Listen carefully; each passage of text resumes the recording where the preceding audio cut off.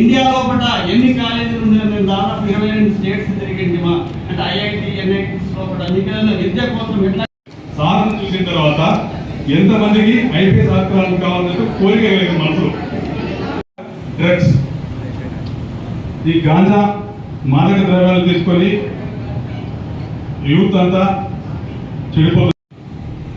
ఈ గాంజా అనేది ఒక్కసారి అలవాటు పడామంటే ఇంకా ఆ ఊబిలో నుంచి బయటికి రావడం అనేది చాలా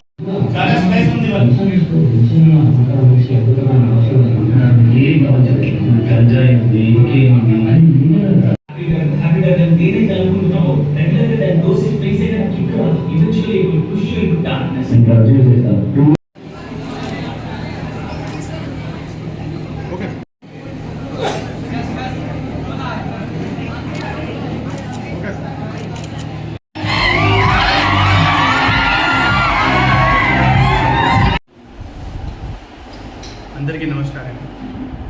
ఈ డ్రగ్ అవేర్నెస్ ప్రోగ్రామ్ భాగంగా టుడే ఈరోజు మనం కొట్ల జూనియర్ కాలేజ్ వచ్చింది.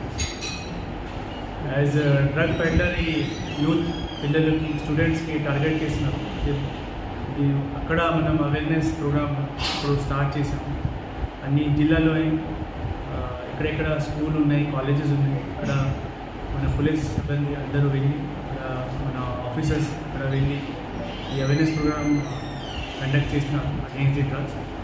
సో ప్రభుత్వం నుంచి, తెలంగాణ ప్రభుత్వం నుంచి అదే మనకి ఒకటే ఆబ్జెక్టివ్ ఇచ్చింది, that we have to make the state drug free. So ఇదే ప్రయత్నంలో అవేర్నెస్ ప్రోగ్రాంలో మన ప్రయత్నం అంటే ఈ డిమాండ్కి కట్ చేయాలన్నమాట.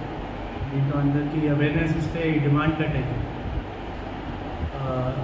ఇంకా ఒకటి, ప్రతి స్కూల్లో మనం ఒక యాంటీ డ్రగ్ కమిటీ కూడా ఎస్టాబ్లిష్ చేస్తున్నాం. ఈ యాంటీ డ్రగ్ కమిటీ ఫంక్షన్ ఏంటిదంటే ఇది create awareness in the campus and ఎవరైనాకి కౌన్సిలింగ్ అవసరం ఉంటే ఆ కమిటీ వాళ్ళు వాళ్ళకి కౌన్సిలింగ్ ఇస్తారు.